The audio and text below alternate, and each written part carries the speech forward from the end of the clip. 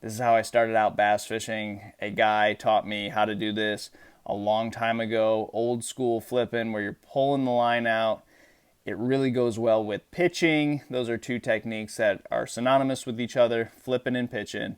It's just short underhand casts.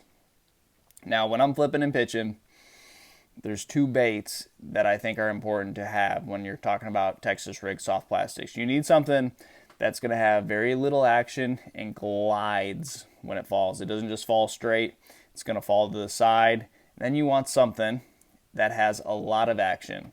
There's going to be scenarios where both of those work. You're going to have fish that want subtle baits, and then you're going to have fish where you want kicking and flapping. So I keep it as simple as I possibly can, but there's a few things about these two flipping baits that I just think is important on a flipping bait. So this is a Yum Woolly Hog Craw. This is not a sponsor bait, but what I think makes this bait so good is it's a little bit smaller than your typical beaver style. And it really isn't necessarily just a beaver style because it's kind of a hybrid between a beaver and a brush hog.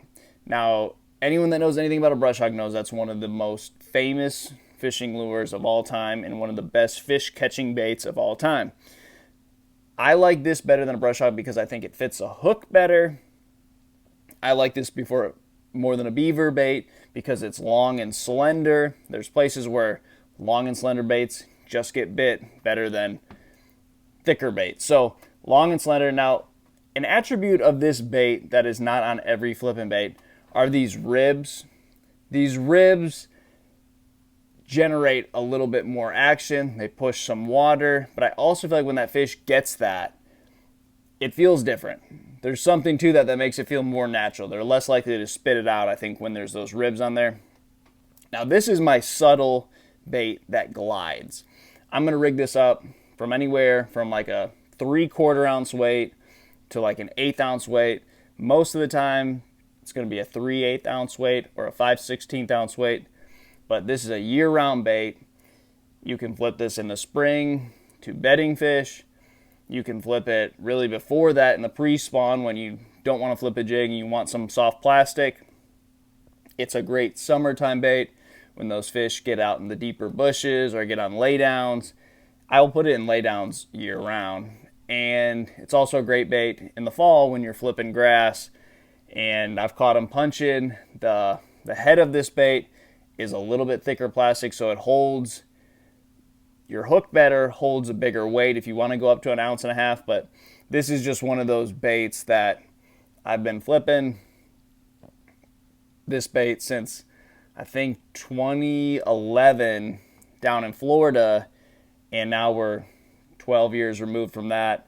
In as many good tournaments, bad tournaments, I've kept this bait in my arsenal. So it's really stood the test of time with me. Not a sponsor, and you can see I've got quite a few of them. Those are all Woolly Hog Craws. I keep it in 4 colors: watermelon red, watermelon, green pumpkin, June bug, and black neon. Those 5 colors, anywhere ever I went in this country, have worked. So keep it fairly simple. Now, my other bait is a bait that gives off a lot of action. I need something that's going to kick. Now, this is a bigger profile. You see the two next to each other. This is a much bigger profile. It's wider. The legs are bigger. Everything about this bait, bigger profile.